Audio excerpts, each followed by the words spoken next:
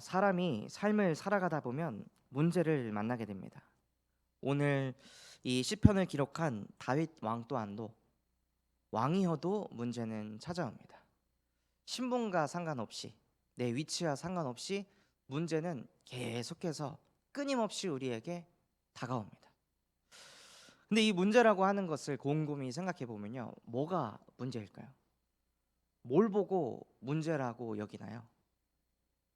보통 문제라고 여기는 것은 이거 내가 해결하기 어려운 건데, 이 문제는 좀 오래 걸리는 건데, 이 문제는 좀 복잡한데, 다 내가 생각하기에 어렵고, 내가 생각하기에 복잡하고, 내가 생각하기에 힘든 것을 보고 우리는 보통 문제라고 합니다.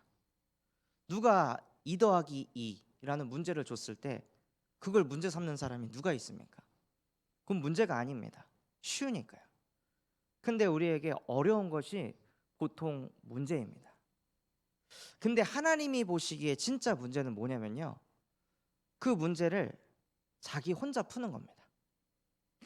하나님과 상관없이, 하나님과 교제하지 않고, 하나님께 질문하지도 않고, 하나님의 계획이 무엇인지 찾지도 않고, 내가 늘 하던 대로 이거는 이렇게 풀어야 돼, 자녀와의 갈등은 이렇게 해결해야 돼, 경제 문제는 이렇게 해결해야 돼, 부부와의 관계 문제는 이렇게 해결해야 돼, 교회 문제는 이렇게 해결해야 돼 하고 내 생각과 내 깨달음과 내 기준을 가지고 문제를 풀어가는 겁니다. 근데 이렇게 풀어갈 때는 이게 익숙하니까 우리에게 아무렇지도 않습니다. 그러나 어느 날 한계가 옵니다. 어느 날 언제까지 내가 이걸 해야 될까? 언제까지 나 혼자 이 문제를 풀어야 돼? 언제까지 내가 이걸 견뎌야 돼? 언제까지 내가 참아야 돼? 이때 영적인 문제가 터져 나오기 시작합니다. 그래서 하나님께서 우리에게 원하시는 것은 무엇이냐면, 내가 너와 함께한다. 세상 끝날 때까지 내가 너와 함께한다고 하지 않았냐? 근데 왜 혼자 해? 근데 왜 혼자 생각해? 근데 왜 혼자 결정해?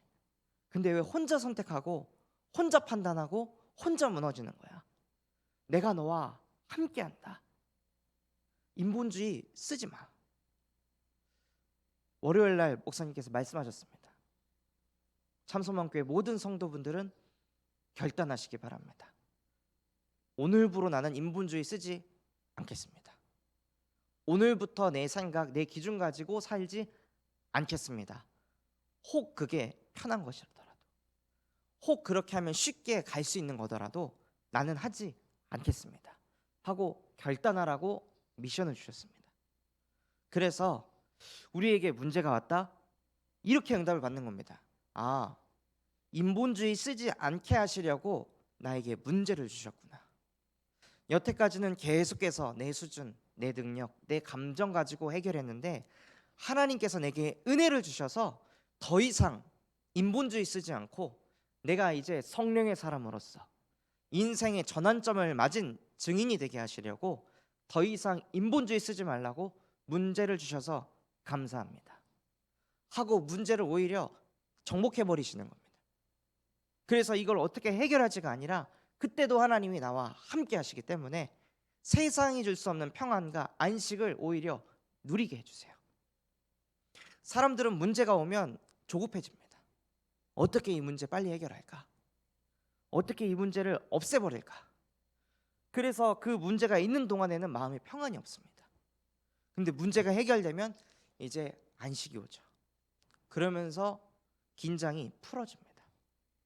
그때 흑암이 역사하는 겁니다. 성경에 보면 이렇게 되어 있습니다. 마태복음 12장 43절에서 45절에 보면요, 그 귀신이 나갔다가 그 사람의 그 집을 보고 깨끗이 정리되고 수리가 돼서 7 귀신을 데리고 들어온다고 되어 있습니다. 그때가 언제일까요? 마음이 수리되고 평안해지는 그때, 내가 가진 문제가 해결되는 그때, 내가 그렇게 골머했었던 그 문제가 해결되는 그때 마음에 평안이 찾아옵니다. 사단은요, 그 평안을 누리게 합니다. 하나님이 나와 함께 하셔서 세상이 줄 수도 없고 알 수도 없는 그 평안을 누리게 하는 것이 아니라 문제가 해결돼서 평안한 것, 그러니까 신앙생활이 문제 해결 중심, 문제가 없는 거, 내 뜻대로 되어지는 거, 그거를 위해 그리스도 가지고 이용하는 거, 그걸 하도록 사단이 계속해서 우리를 속입니다. 오직 복음이 아니라 이용 복음을 누리게 합니다. 그러니 문제만 오면 크리스찬들이 벌벌벌벌 떱니다. 문제 앞에서 흔들리고 넘어집니다. 아무리 다윗의 메시지를 들어도, 압살롬에게 배신을 당해도 나는 태어나리로다. 내가 누구를 무서워하고 누구를 두려워하겠습니까? 여호와가 나의 빛이시며 여호와가 나의 반석이십니다. 그 증인의 메시지를 아무리 들어도 문제가 찾아오면 자꾸 벌벌벌 떨게 만듭니다. 그렇게 흑암이 진짜 본질을 잃어버리도록 만듭니다. 그래서 우리에게 무엇을 주셨냐? 우리가 그것을 인지하지 못하고 막지 못하기 때문에 자책할 것이 아니라, 나는 또 인본주의 쓰네, 나는 또 문제에 흔들리네, 나는 또 언제 갱신될까가 아니라, 우리가 안 되기 때문에, 우리가 아직 죄인 되었을 때 그리스도께서 십자가에 못 박혀 죽으심으로 우리에 대한 자기의 사랑을 확증하셨느니라. 그 자기의 사랑을 무엇으로 표현하셨냐? 창세기 3장 15절로 표현하신 것입니다. 우리가 뱀의 머리를 박살내지 못하니까 여자의 후손이 와서 뱀의 머리를 상하게 할 것이다. 그 여자의 후손이 나의 그리스도이시며 살아계신 하나님의 아들이십니다 라고 고백할 때 음부의 권세가 너를 이기지 못할 것이다. 이것을 실제 누리는 증인이 되게 하시려고 우리에게 복음을 주셨습니다. 그 성교안에서 계속해서 저희가 정시예배를 드리고 있는데요, 한 교사분이 그 물리치료를 받으려고 자기가 걸고 있던 목걸이를 여기 걸어놓은 거예요. 네, 걸어놓고 물리치료를 다 받고 너무 좋다고 그냥 나온 거죠. 그냥 딱 나왔는데 집에 딱 도착하니까 갑자기 이제 깨달음이 오기 시작하면서 소름이 돋는 겁니다. 내 목걸이 어디 갔지? 병원에 두고 왔구나. 근데 그게 문제가 되지 않는 겁니다. 원래 같았으면은 그 목걸이 얼마짜린데, 그거 누가 가져갔으면 어떡하지? 그거 못 찾으면 어떡하지? 하면서 그거에 잡혀가지고, 그 문제에 잡혀서 잠 못 이루는 밤을 보내고, 그 내일 딱 아침에 일어나자마자 병원 오픈하면 바로 전화해서 물어봐야겠다, 찾아가야겠다, 이런 생각 때문에 막 머리가 돌았는데, 마음에 하나님께서 평안을 주시고 계속 오직 복음에 집중하고 있으니까 그게 문제가 아닌 겁니다. 만약에 그게 나보다 경제가 필요한 사람이 있으면 하나님께서 그 사람에게 가져가게 하셨을 것이고, 그게 아니라면 하나님께서 나에게 주실 것이다. 그러니 나는 뭐하냐? 그냥 계속 구원의 길 그리면서 나의 복음을 편집하고 있으면 된다. 어차피 상황, 현실, 문제 내가 바꿀 수 없다. 나는 오직 복음에 집중한다 하고 집에 와서 계속 구원의 길 그리는데, 자녀가 옆에서 계속 TV 보면서 시끄럽게 하는데도 전에 같았으면 야 엄마 이거 하잖아, TV 꺼, 이렇게 했을 텐데, 그래 하나님은 나와 함께 하신다, 내가 복음 누리고 있으면 하나님께서 우리가 가정의 흑암을 꺾으실 것이다 하고 계속 구원의 길 말씀 들으면서 정리하고 있으니까 그 아이가 옆에 와서 엄마 나도 그거 들어야겠는데 하고 옆에서 같이 예배를 드리게 하시고, 그걸 보면서 야 진짜 나는 복음만 누리고 있는데 하나님께서 하시는구나. 그리고 나서 자고 일어나서 생각이 나가지고 병원에 전화를 했더니, 병원에 이제 담당자가 잠시만요 하고 가보니까 그 목걸이가 그대로 걸려 있더랍니다. 거기서 물리치료 받은 사람이 수십 명인데 아무도 그걸 안 가져가고 그대로, 그래서 그거 찾아왔다고 하더라고요. 그러면서 저한테 얘기하시는 거예요. 전도사님, 혹시 문제가 문제 아니라는 게 이런 건가요? 그 목걸이 잃어버린 게 문제인데 저에게 문제가 아니더라고요. 이게 혹시 강단에서 계속 얘기하시던 하나님과 함께하면 문제가 문제 아니라는 거, 혹시 이런 거예요? 그래서 네 맞습니다, 진짜 하나님이 당신과 함께 하시네요 하니까 막 눈물을 줄줄줄줄 흘리시더라고요. 하나님께서는 우리에게 이러한 능력을 주셨습니다. 문제가 있는데 그 육신의 문제가 아닙니다. 우리가 원하는 것은 영적인 축복을 누리는 것이기 때문에 그 사단의 괴계를 무릎 꿇게 합니다. 로마서 16장 20절에 평강의 하나님께서 속히 사단을 너희 발 앞에 무릎 꿇게 하시리라.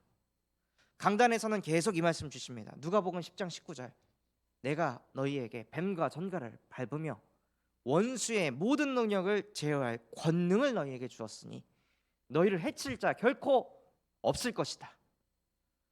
사단은 육신의 문제를 가지고 우리를 해치려고 합니다. 그러나 우리를 해칠 자 없습니다. 육신 문제가 아닌 것입니다. 그래서 하나님께서는 우리를 그것을 정복하고 다스리도록 갱신하기를 원하시는 겁니다. 우리가 그걸 무릎 꿇을 때 무엇을 하게 하시냐? 전도운동을 일으키십니다. 사람들은 사람 앉혀놓고 구원의 길 그리는 것이 전도운동이라고 생각합니다. 그러나 현장에 가면 우리랑 똑같이 육신 문제 겪는 사람들, 우리랑 똑같이 질병에 시달리는 사람들, 우리랑 똑같이 가정 문제에 시달리는 사람들을 만나게 하십니다. 그런데 우리가 그 문제를 정복하고 다스리고 있으면요, 그 사람들에게 답을 줍니다. 나는 이렇게 하나님과 함께하며 이 문제를 이렇게 정복하고 다스린다. 그 문제가 해결이 안 되는데 나는 행복하다. 너도 인생 살아봐서 알지 않냐? 문제는 끊임없이 찾아온다는 거. 이 문제 해결하면 저 문제 찾아오고, 저 문제 해결하면 저 문제 찾아오고, 끊임없이 찾아오는 문제 가운데 계속 낙심하고 공허하고 허무하고 우울하지 않냐? 그것이 인생이라고 착각하고 그것 때문에 그 생각에서 빠져나오려고 알코올에 집착하고 여행에 집착하고 쇼핑에 집착하고 계속 TV 보면서 그 생각에서 빠져나오려고 하지 않냐? 그러나 그 속에서 해방받을 수 없다. 그 속에서 해방받는 유일한 길은 오직 예수다. 그리스도 예수 안에는 생명의 성령의 법만이 죄와 사망의 법에 있던 너를 해방하실 수 있다. 유월절 어린 양 보혈의 피를 바르는 그 즉시 400년 동안 그 노예라는 운명 사주팔자에 잡혔던 이스라엘 백성들이 바로 해방받았다. 그 보혈의 피를 바를 때, 그리스도를 네 마음의 주인으로 영접할 때 하나님의 자녀가 되고 그 문제를 정복하고 다스릴 수 있게 되어진다. 이렇게 전달할 수 있는 증인이 되어지는 것입니다.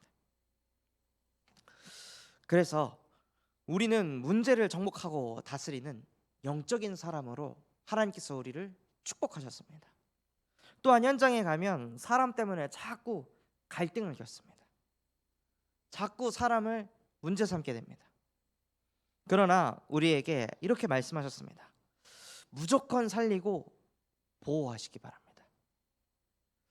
다윗이 자기의 자녀 장자 암놈이 자기의 딸 다말을 성폭행을 했습니다. 근데 다윗이 어떻게 했습니까? 다윗이 암놈을 데리고 와서 처형을 했습니까? 꾸짖었습니까? 열받아서 옷은 찢었습니다. 화가 나니까, 분노하니까.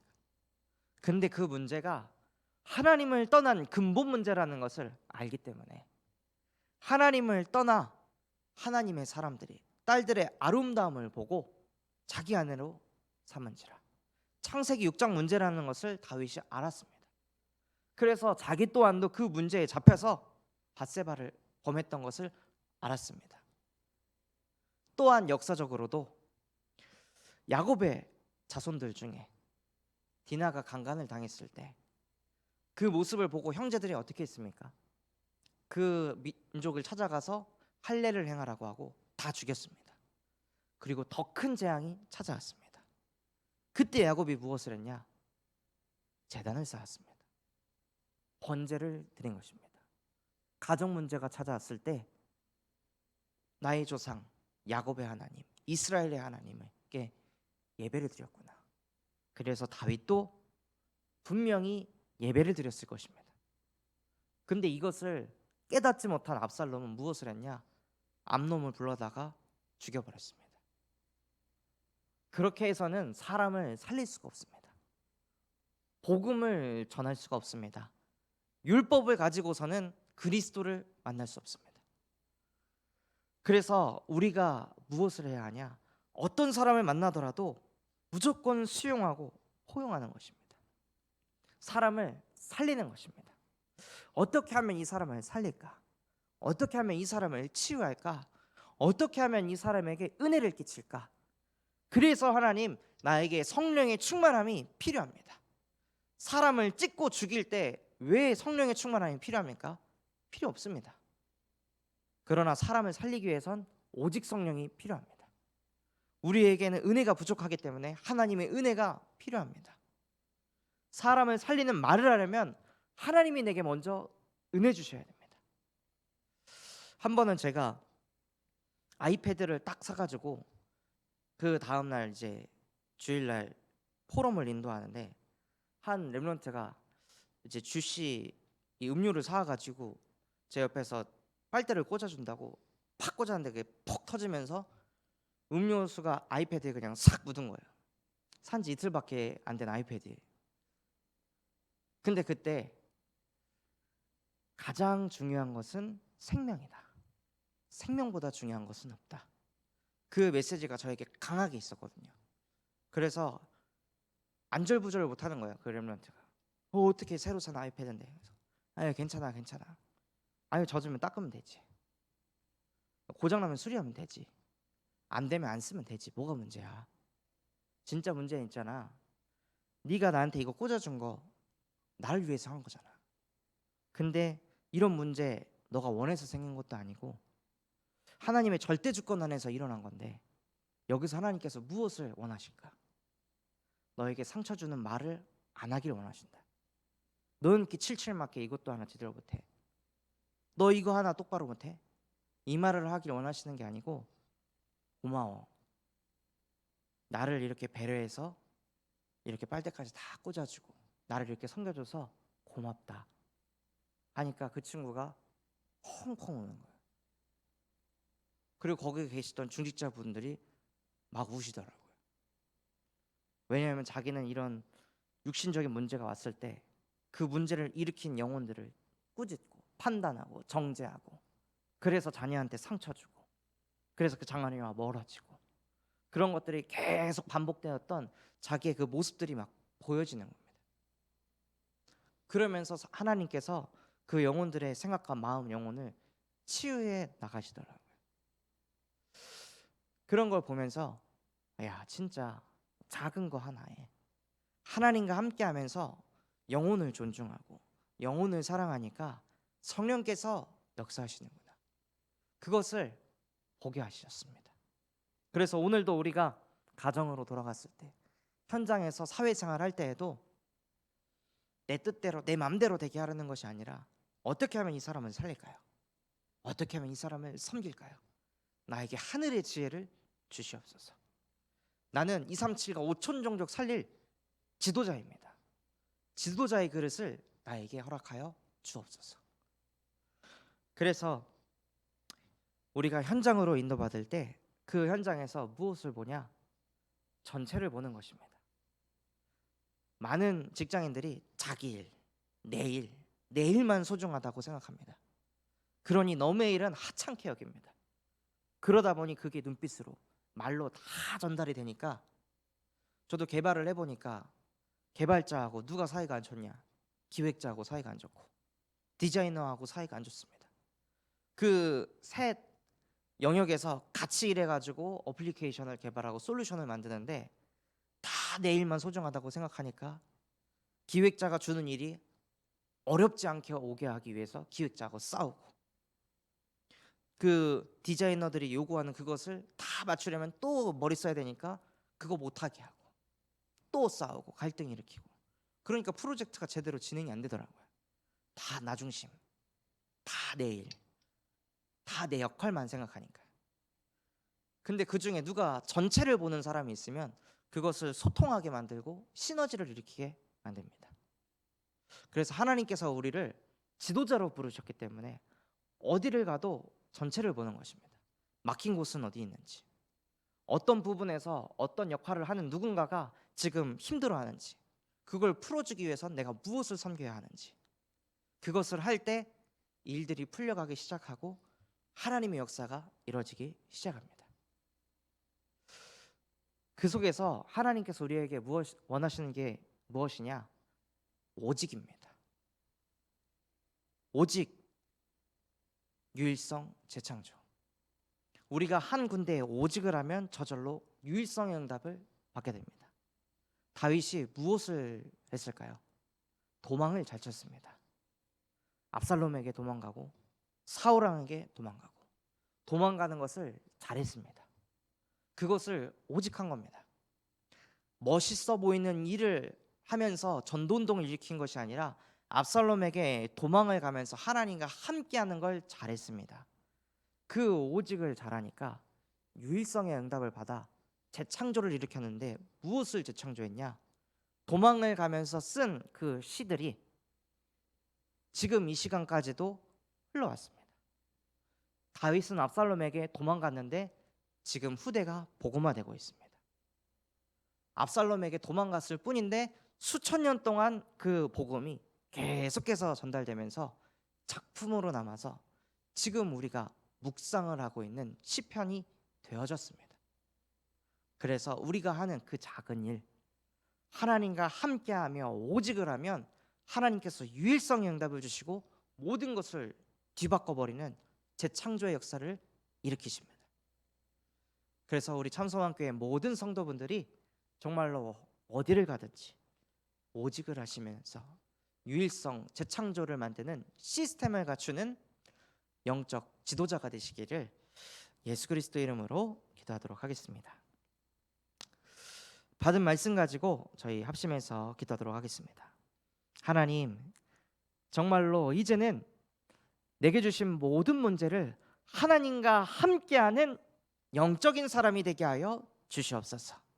내가 힘들고 내가 어렵고 내가 복잡한 그 문제가 아니라 그 문제를 통해 나 혼자 잃어가는 내 모습을 바라보시며 이제는 나와 함께해라, 나와 동행해라, 내가 너와 함께한다 라는 그 복음을 실제 누리는 정인들 되게 하여 주시옵소서. 그 복음을 누리며 사람과의 갈등 속에서도 그 갈등을 일으키는 주범이 되지 않게 하시고 모든 갈등을 잠재우는 지도자 되게 하여 주시옵소서. 또한 현장을 가서 전체를 바라보게 하시고 그 전체 속에서 내가 섬겨야 될 것이 무엇인지 영안을 열어주게 하시고 그 속에서 오직 유일성 재창조의 축복을 실제 누리게 하여 주시옵소서. 또한 하나님, 시급한 기도 제목으로 우리 참소망교회가 5그릇을 준비하게 하시고 성경 부지와 성경 교사들을 하나님께서 준비시켜 주시옵소서. 또한 전 세계에 예수 그리스도의 복음을 증거하시는 류경수 목사님과 담임 목사님에게 성령의 충만함과 오력을 더하여 주시옵시고 가시는 곳곳마다 흑암 권세가 무너지게 하여 주시옵소서. 그런 마음과 중심을 담고 우리 합심해서 기도하도록 하겠습니다.